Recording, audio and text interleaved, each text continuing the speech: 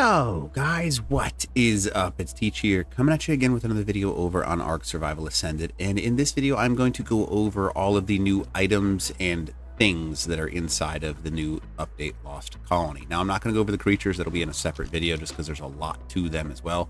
But you can see some of the structures around me and then some neat little functions that they have. So I'm going to go ahead and get started real quick. So in case you haven't seen it, basically in order to figure out exactly what's new each time something gets released, go into your engram points and then go over to the thing that corresponds with it. It'll release each map. This one is Lost Colony, so you can activate the far right one. And then you can scroll and see there's quite a bit that was added in. So I'm not going to talk about them from this. I'm going to tell you what's in here, and then we're going to kind of go from there. So we have an Arctic boot set. I will talk about this one, or an Arctic set. The durability is actually really strong, and the armor is pretty good as well. The cold resist is pretty important because flak will cause your character to freeze to death, and it's just going to lose health consistently over time, whereas this was going to have that boosted cold resist as well, so it's pretty valuable to have a scout set on this map where it's freezing cold all the time. Template hammer was already released, so I won't go too far into that one. This is just like the lights set. There's nothing super special about it. It just has a light set that you can have. There's like 4 different lights you can go. The Holo-decoy grenade is super cool. Been playing with that one a bunch. Fabricated crossbow, Solwind saddle. This is obviously for Solwind. Fabricated crossbow is broken, and I'll show you that shortly here. Medical stand, the pet display is a really cool thing. You can see that it's providing some health and experience over time, which is kind of cool. I'll show you that in a little bit. There can be some cool things you can do with it. The Warbench is really awesome. I like that one a lot. I'll explain that in a second here. Malwind saddle. I don't know why they put it so much higher than the Solwind saddle, but they did. Osodons, we already have Osodons, so the saddle's not super new. Bloodforge is cool because it allows you to convert regular element to red element and then red element to regular element as well.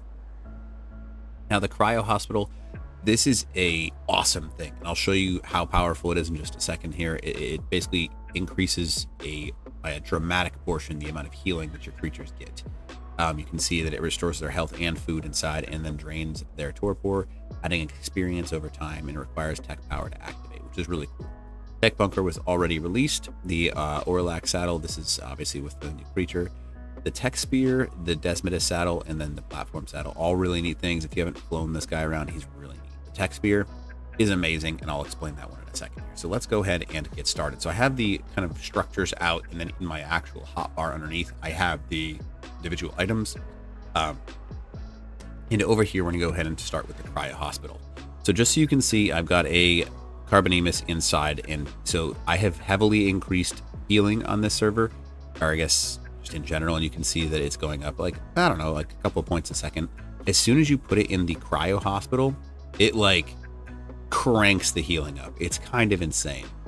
So it basically increases their food and their health, and you can see that it's like triple, if not more, maybe quadruple the amount of healing that they're actually getting inside of a cryopod, which is super, super awesome.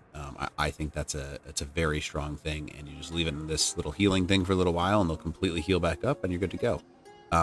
When I was looking at it, it's like give or take like a second and a half per 10 points. So you're getting a good amount of healing out of it. So you walk away for a little while with some of your higher health dinos and come back and they'll be healed up, which is pretty good. I mean, you can just use veggie cakes for tribes that are big enough, but it's a super cool thing to use that. I think it's cool to just toss them all in there, especially if you're raiding somebody. You don't have to worry about them being out and get sniped as well. This is the actual ground light.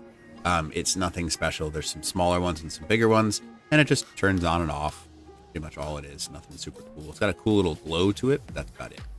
Now this thing is super cool. So these are blood packs. Used to be you had to spend like 6 years and your character dying 1,200 times in order to get it done. However, you don't have to do that anymore. This has 4 unique options. It's got a create blood packs options, a heal creature option, a wake up creature, and a torp creature. Now, in order to heal it, you'll need blood packs. In order to create blood packs, you'll need a creature. In order to wake up creature, you will need stimulant. In order to torpor a creature, you will need narcotic. Now, I'm assuming this torpor, I haven't actually tried it yet. When you knock a creature out, if you put this next to it and then click torpor, it'll actually constantly feed it narcotic for you over time as long as you have it in there, because that's how everything else works. So how does it work, right? Pretty neat. You literally do the option you want to do, click on the creature you want to use, and then click attach. And it'll basically, for the blood pack version, you're going to see that it's going to draw blood packs from this thing, and it actually gets a stupid amount. So this is about a quarter health on a 20,000 health creature. and it's got almost 600 blood packs, which is obviously super cool. Because this is going to save us a lot of time overall, because blood packs are a pain in the butt, and that's a nice little feature. So that's one thing. And obviously, I'm assuming that how it would work if you were to knock a creature out, you just put it nearby with narcotic in it, and it automatically feeds it. So that's kind of that one in a nutshell. Now, this thing here, right? These are pet nests. Now, unfortunately, they do not work on your pets like armadoggos, things that can be companions, but anything that can be placed as a shoulder mount can be picked up here. So you can see that I can pick it up off the top and drop it to the ground. And then if I go ahead and hit Featherlight and attach it, it'll take whichever one of these three that you're looking at and place whatever nearby shoulder pet is near you on that actual stand. Now, as you've seen earlier, if you kind of go into the actual, it describes it fully for what you need to know. That's not what I wanted.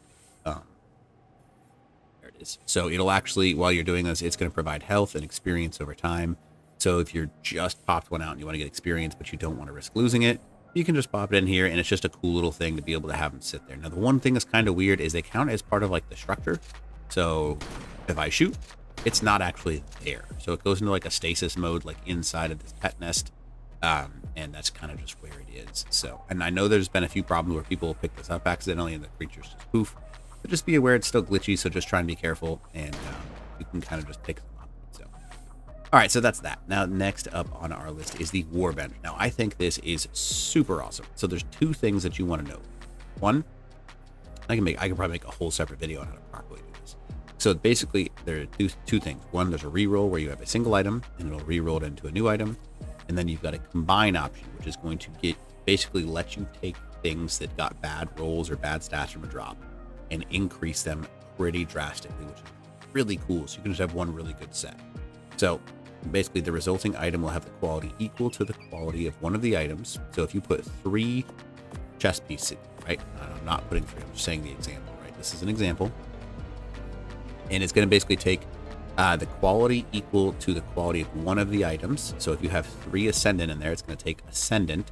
So 50% chance picking the highest quality item as the main item, and adding 25% of the quality of the other 2 items. So if you have 3 like mediocre good things, you're going to be able to get some absurd armor. So if I put in 3 841s, right, I'm pretty much guaranteed to get, you can see the durability of these is all the same at 1074.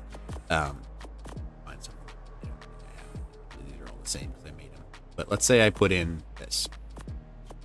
So I have 181 armor, 789 durability. This one has a little bit less, but let's combine those, confirm, and you'll see the little process bar go. Basically what it's going to do, it's going to say, okay, we are going to keep the same everything and then boost the stats of it. Because if you have 3 of the same and it's lower than capped, you can pretty much cause a guaranteed cap for all this stuff, which is really, really cool. Now, where it makes a difference, you see where the item rating is 186.4. That's pretty freaking awesome. So yeah, that's just it's a good overall item to learn to use it. It's great. And then re-rolling is another cool thing. You can see there's a 25% chance to fail and lower the item quality, but the resulting item will be an item of the same type and re-rolled as an item. So let's say you have a really low, let's say you have an Ascendant item, right? But it's really low on durability or really low on armor. You can put it inside of this and re-roll it, and that will essentially let you get a chance at better stats, or stats in general. It is not guaranteed, and it's just something that you can do. It's really neat. So that's my personal opinion on that. But there's some really cool things you're gonna be able to do with this. I haven't figured it out completely. I'm sure there's like a statistics game to it where you can actually guarantee betterness, but you know what it is what it is. Now, the Bloodforge, this is a way that you can essentially get red element or red element dust into red element, and then you can change red element into regular element. Now, the breakdown is basically you can get 1 element, right, out of 1 red element. But it takes 2 element to make 1 unstable red element. So that kind of sucks, but a little bit of a, like, you don't want to just like trade it back and forth. So it's more expensive to make red element, essentially. But those are all the basic place down items. Now, the 3 things that you want to be aware of that are the new weapons or things that can be used are really freaking cool, at least. Where is my tech spear? I don't know where it went. I just... Oh, there it is. Okay, cool. All right, so the 3 things, right? They are the grenade. Now let me show you how it works because it's really, really nice. And I think there's going to be a lot of use once people figure it out. No matter what creature is nearby, if you throw down your grenade, when it lands, it's going to... Oh, wow, did it just not count that? That's kind of crazy. So if you have to be inside a range, it'll automatically draw aggro of any nearby creature, putting out a 2.5k health Holo-decoy. Now it works both against wild tames, and it also works against a tamed creature. So, for example, if you're trying to kite something, I don't know, like a Gigantosaurus that you want it in a specific spot, it also works against it and takes heavily reduced damage as well. You see 181. So you can actually get it stuck into a specific spot, and you can throw a couple of them out, and it does seem that it kind of like confuses them a little bit, but it'll try and attack the nearest one, allowing you to kind of move out of the range so you can kind of see here. It's going to try and get to the area, so it's just really neat. And it has a huge aggro range, so you'll see that once these guys recognize that it's there, no matter what it is, it's going to try and go for it. So that's pretty freaking cool. So, all right, so those are those pretty self-explanatory. You can use them against people's tames, which is also another neat thing. I have a full video on the tech sphere because it's crazy strong. It's just an item that, I mean, for lack of a better way of saying it, it's broken, but you need to learn how to use it because it's a whole nother skill mode, basically. You've got a completely new attacking-based system with different amounts of damage, and it does a ridiculous amount of damage if you learn how to use it, and pretty strong. And then it's also got a throw the spear ability, which allows you to kind of like teleport your character and jump using the throw, and it gives you a new move, a dodge move, which is pretty freaking cool. So it's going to give, I mean, I think it's going to be really broken, but we'll kind of figure it out as we go. There's a ground slam that you can do, and then the block is hold right click, and as long as you have any form of, see how I can basically prevent damage from being taken, I'm getting GCM mode. But if I hold right, it'll block full damage until it runs out of this little bar on the bottom that you see around. Now, deflecting is another really cool one. Basically, any projectile gets shot at you. When you do that little thing right there, what's going to happen is it's going to deflect it so you don't take the damage on it. I haven't been able to figure it out with turrets yet, but there might be a way, but I can't say for certain. So that's kind of where I'm at with that. And then the last thing that is insanely overpowered is this guy right here. It is your new best friend. This is a fabricated crossbow. They have spread mode, marksman mode, and standard mode. Standard mode is basically a regular shotgun, or not a regular shotgun, a regular crossbow, but it shoots 10 shots instead of just the one, so you have a much quicker overall reload.